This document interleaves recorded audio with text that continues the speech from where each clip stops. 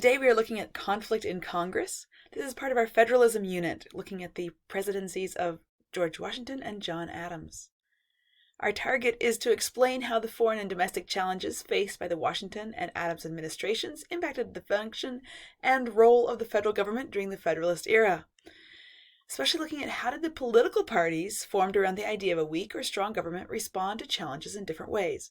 Today we'll be looking at those two political parties and how they responded to different domestic challenges. So, before we go back into the time machine into 1790s, we're going to take a look at some headlines from 2023.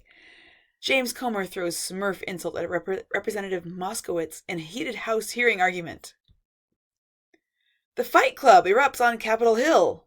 A number of skirmishes unfolded in Congress as tempers flared ahead of a government shutdown deadline and Thanksgiving holiday break.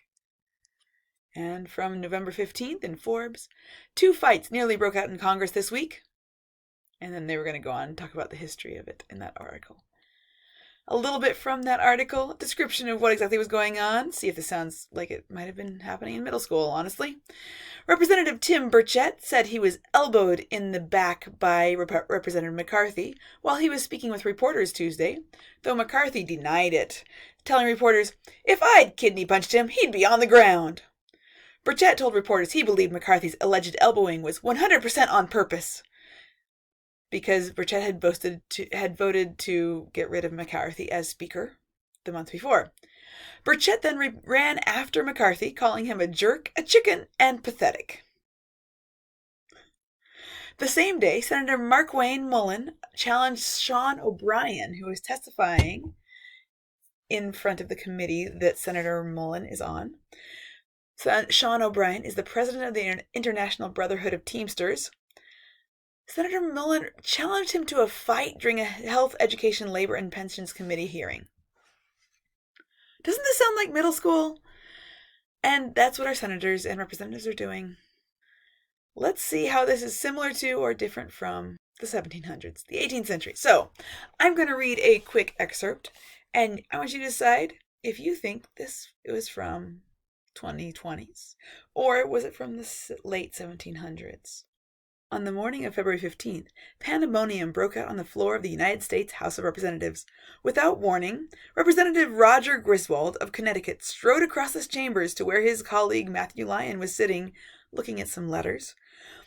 Cursing him as a scoundrel, Griswold pounded the Vermont Republican's head and shoulders with a thick hickory walking stick. Moments after the two fighting combatants were separated, Lyon retreated to the House water table.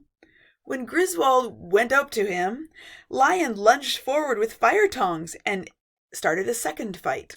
Griswold's attack did not come as a random act of violence. To some, it did not even come as much of a surprise. On January 30, 2 weeks earlier, Lyon had brazenly insulted the Connecticut representative, and an offended Roger Griswold had retaliated by publicly calling Lyon a coward. You may have guessed that this is in fact a description of a fight from the late 18th century. So, Matthew Lyon, right here, was born as a poor Irishman, became a representative. Roger Griswold, the one with the hickory walking stick, it was from the wealthy Connecticut, elite families of Connecticut, and so Griswold is a Federalist, and Matthew Lyon is a Republican.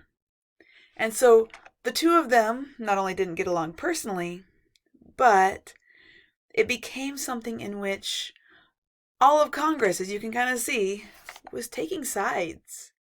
Congressmen fought almost entirely along party lines. So the Federalists were backing the Federalist, the Republicans were backing the Republican.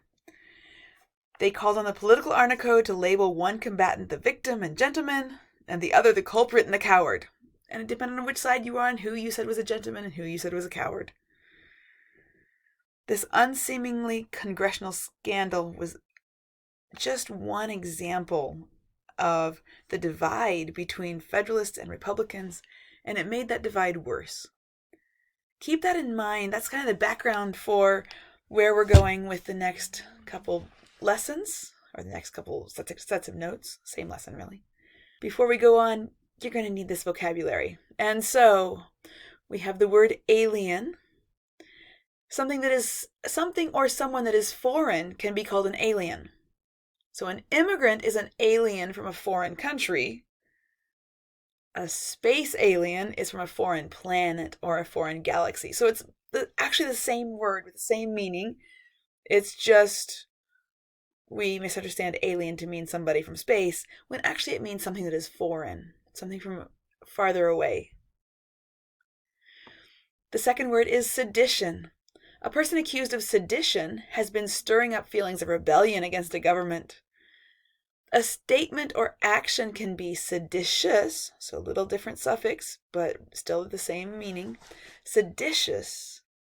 So a statement or action can be seditious if it is part of a plan to rebel against the government. President John Adams wanted to punish newspapers for sedition when they criticized his government. And so you're going to be reading about the Alien and Sedition, reading about or watching a video about the Alien and Sedition Acts. So find out who liked those. Was that the Republicans or the Federalists? And how did that affect the way that the political parties dealt with each other?